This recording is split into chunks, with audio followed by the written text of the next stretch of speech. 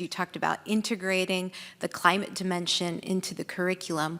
What other supports are really needed in order to address the climate mental health issues that are unfolding from educators?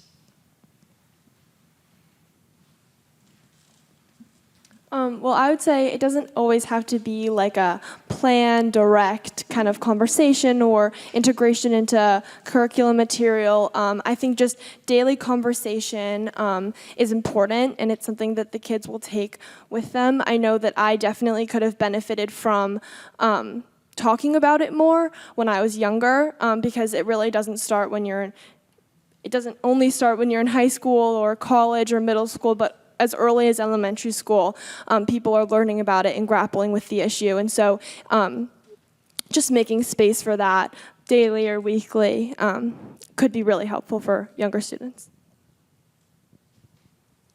I agree. And I think when it comes to climate and any social, emotional learning, I think one of the most important things that educators can do is just build bonds with their students. I think that like breathing is important and meditation can be powerful, but connecting with people is really, at the end of the day, what's going to get us far. So I think as much as you can as an educator, trying to build personal connections with each and every student is really powerful.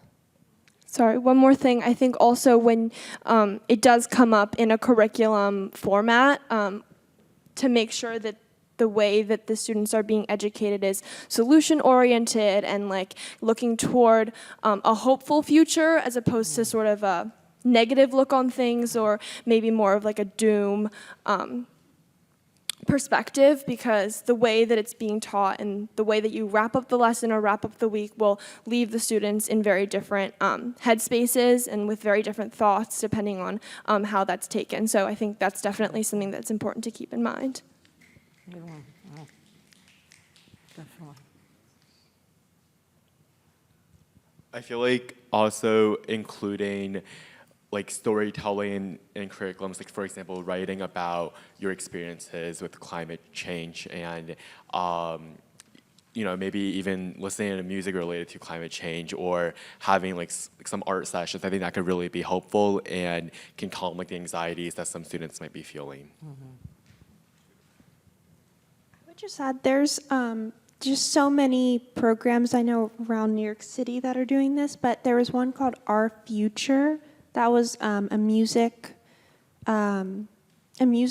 I wasn't a part of it, but met some students who were, and they spent, I think, a year working with an artist to write a song and then record and then produce a song about climate. And they're on YouTube, so I remember watching some of them, and they're really, really powerful. I think that's one of the things that you can pull up as an example of students taking action. I think it's hard to see students up on a stage and knowing that in class it's really different. It's like how do you take these ideas back into school where where it's hard to get projects started, things go on for years being unfinished. So just, I think, showing those examples of other students that have done it, and I think seeing, at least for me, seeing videos has always been powerful. So whether it's music videos or nowadays TikToks, just making sure that students are able to express their climate emotions and their perspectives.